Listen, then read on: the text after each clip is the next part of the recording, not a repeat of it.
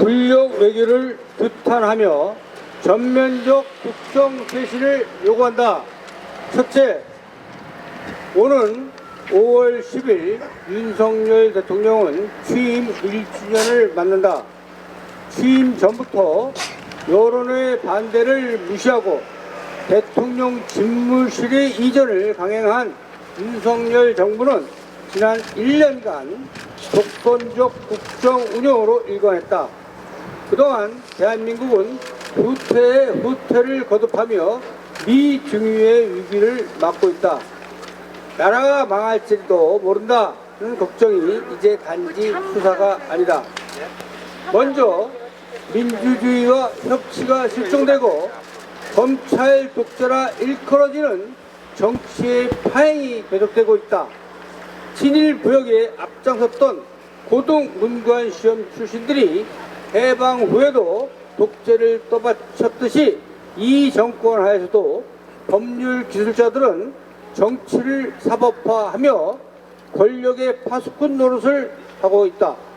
대통령은 연일 자유민주주의를 강변하지만 타협과 관용의 정치는 고사하고 국제사회가 우려할 정도로 언론의 자유마저 위협받고 있다.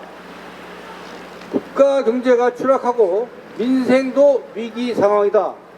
작년 한 해 500억 달러에 가까운 사상 최대의 무역 적자를 기록한 이후 2023년에는 무역 적자가 불과 3개월 만에 작년의 절반을 넘어섰다.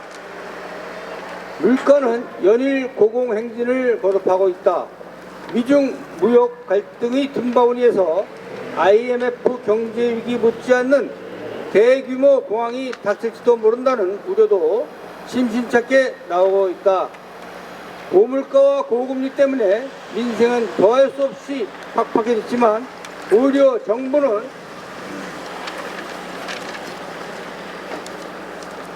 시대착오적 주 69시간 근무제와 노동 탄압을 자행하고 있다. 사회 안전과 정의도 무너졌다. 단지 골목길을 걸어가기만 했을 뿐인데 159명이나 되는 사람들이 이태원에서 목숨을 잃었다. 하지만 모든 책임은 일선 공무원들에게만 전가되었다. 대통령과 장관은 책임을 지기는커녕 유족이 받아들일 수 있는 진솔한 사과조차 하지 않았다. 무책임과 몰염치의 극치라 할 수 있다. 과연 이 정부는 대한민국을 어디로 끌고 가고 있는가?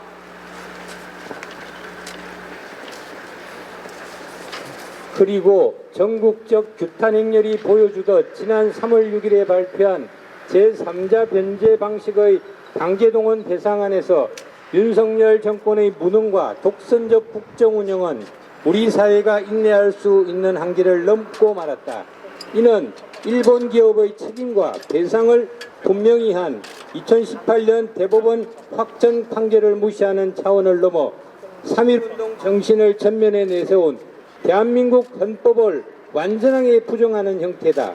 나아가 식민과 전쟁 범죄를 단죄하고 평화와 인권을 옹호하는 인류의 보편적 가치에 반한다.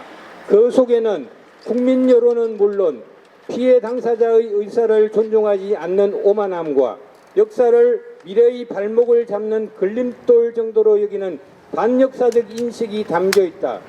윤석열 정부는 국익을 앞세우며 강제동원 배상안을 밀어붙였다. 북한의 위협에 맞서 한미 동맹을 강화하고 이를 위해서는 미국뿐만 아니라 일본과의 협력이 필수적이라 주장한다. 실제로 한, 미, 일 동맹의 강화는 중국 견제에 힘을 쏟고 있는 미국이 동북아시아에서 추구하는 방향이다. 그래서 한국 정부가 강제동원 배상안을 발표하자 미국은 이를 크게 환영했다. 덕분에 피해자들과 한국민이 당한 굴욕과는 반대로 이미 일본에서 환대를 받았던 윤석열 대통령은 이제는 국빈으로 미국을 방문한다. 하지만 미국과 중국이 날카롭게 대립하고 있는 현 시점에 한편의 일방적인 외교는 이익이 되기보다 해가 될 가능성이 크다. 예나 지금이나 미국에서 미일 동맹과 한미 동맹의 무게는 확연히 다르다. 한 미일 동맹은 결국 미국을 정점으로 일본이 동북아 지역 거점이 되고 그 하위에 한국이 놓이는 수직적 질서가 될 수밖에 없다. 이 경우 한국이 가질 수 있는 자주성과 자율성의 폭이 매우 좁아진다.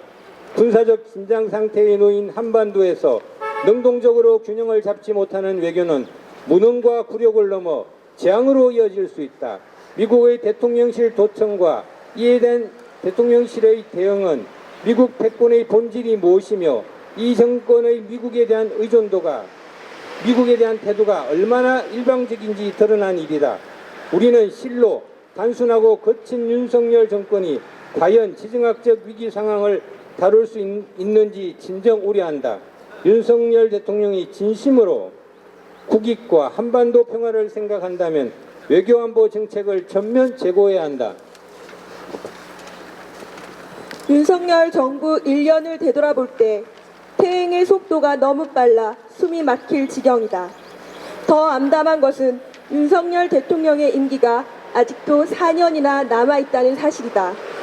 윤석열 대통령이 지난 1년간 보여준 무능하고도 극단적인 국정 운영을 앞으로 쇄신하지 않는다면 남은 4년을 온전히 지속할 수 있을지 의문이다. 국민은 윤석열 정부의 정명적 국정 쇄신을 원하고 있다. 그 첫걸음은 당연히 강제동원 배상안의 철회가 되어야 한다.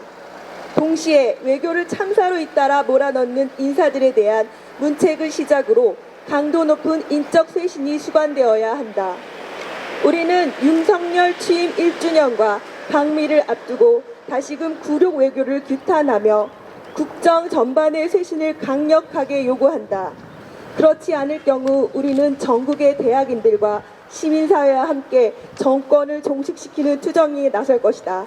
2023년 4월 24일 굴욕 외교를 규탄하며 전면적 국정 쇄신을 요구하는 성균관대학교 교수 연구자 일동.